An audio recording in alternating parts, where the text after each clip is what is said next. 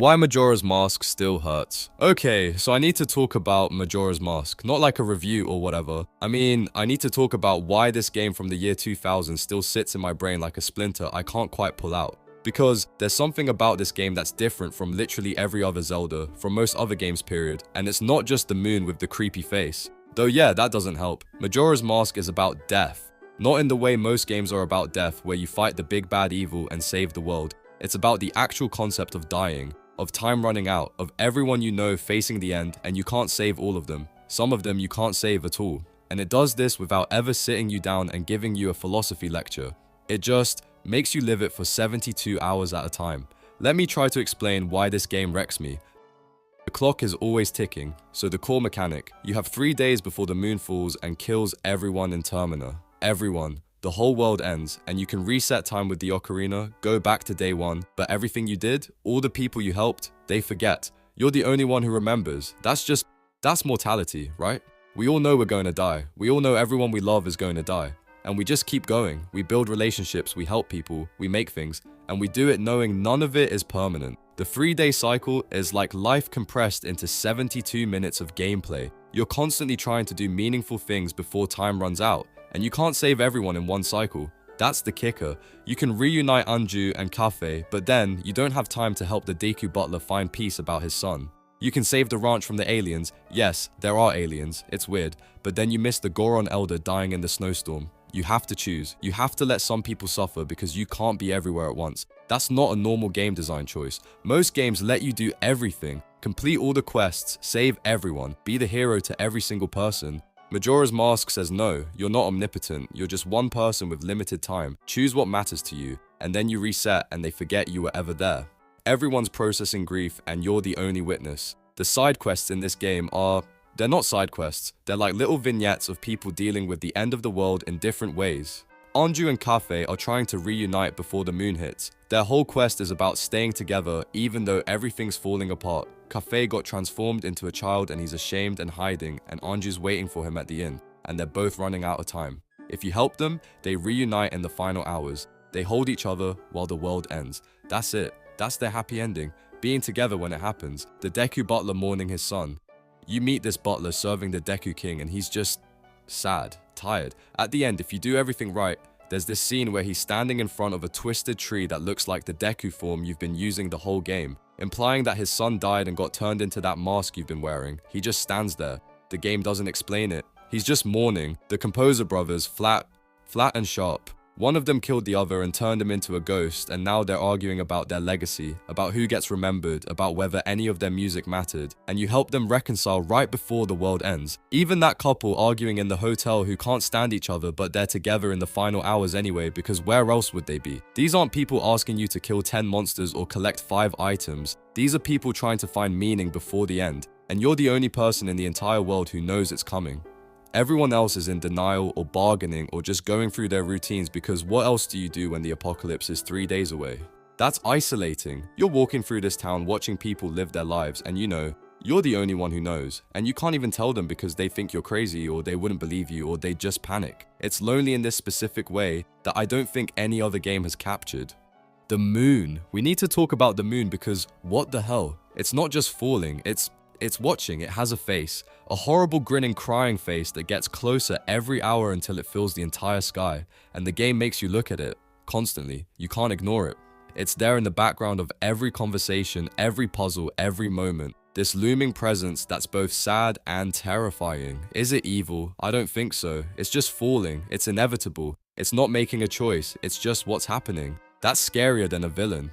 Villains you can fight. Inevitability, you can't punch inevitability. And on the final day, the 3rd day, everything gets quiet. Birds stop singing. The music gets sparse. People who were in denial start accepting it. Some leave town. Some go to the inn to pray. Some just go home and wait. There's this really specific stillness to the final 6 hours. The world isn't panicking. It's past that. It's just still, waiting. And that's somehow worse than chaos. That acceptance, that quiet. I remember the first time I let the timer run out just to see what happens. Watching the last hour tick down, the sky turning red, the moon's face getting huge, and then the impact, and the game just ends. You failed. Everyone died, including you. It didn't feel like a game over. It felt like I'd witnessed something I shouldn't have. Masks as identity and coping. The transformation masks are genius and also kind of messed up. You wear the Deku mask and you become a Deku scrub. But it hurts. Link screams when he puts it on. The animation is body horror. You're not just wearing a costume, you're becoming something else and it costs something. As Deku Link, you can't use your sword. As Goron Link, you're slow in water. As Zora Link, you're vulnerable on land. Every transformation gives you new abilities but takes away something fundamental. You gain something, you lose something. That's the trade. And that's how we cope with stuff, right? You put on a mask to deal with the world. You become the responsible one, the funny one, the strong one. You adapt. But you lose parts of yourself in the process. The person you are at work isn't the person you are alone at 2 a.m. We're all wearing masks. Link in this game doesn't talk, he doesn't emote much, but he's got this arsenal of literal masks he's wearing to solve problems, to help people, to survive. And none of them are really him. He's the blank space underneath, the kid who just wants to find his friend and go home. There's something really sad about that. You don't win by fighting death. Most Zelda games, most games period, you beat the evil, save the princess, restore the world, good triumphs, the end. Majora's Mask doesn't work like that. You do fight Majora at the end, yeah, but the fight isn't about destroying death or stopping time, it's about healing. The moon has this child inside of it wearing Majora's Mask, a lonely kid playing. You don't kill the moon, you don't destroy the inevitability, you confront the pain underneath it. And before that fight, you spend the whole game bringing closure to people. Reuniting lovers, helping people grieve, letting ghosts move on. You're not saving the world through combat, you're saving it through connection, through witnessing people's pain and helping them find peace before the end. That's not a power fantasy, that's the opposite. It's a game about being present for people in their worst moments, about showing up even when you can't fix everything. The victory in Majora's Mask isn't you stopped death, it's you helped people face death with a little less fear. That's a completely different thing. I think Majora's Mask understands something about being alive that most games don't touch. Or don't want to touch because it's not fun. We're all on a clock. Everyone we know is on a clock. And we spend our lives trying to do meaningful things before time runs out, knowing that most of what we do will be forgotten, and doing it anyway because what else is there? The game doesn't preach about this. It doesn't have an NPC monologue about mortality. It just puts you in a world where the end is visible and close and inevitable, and then asks you what you're going to do about it. And the answer isn't be a hero, the answer is be there for people, help them, witness them, let them know they're not alone. That's why the Happy Mask salesman's line hits so hard. You've met with a terrible fate, haven't you? It's not just about Link losing Majora's Mask, it's about being alive, being human, knowing how things end and living anyway. The game was always about this stuff, I just had to live long enough to understand it. That's maybe the most brilliant thing about Majora's Mask. It's a game that ages with you.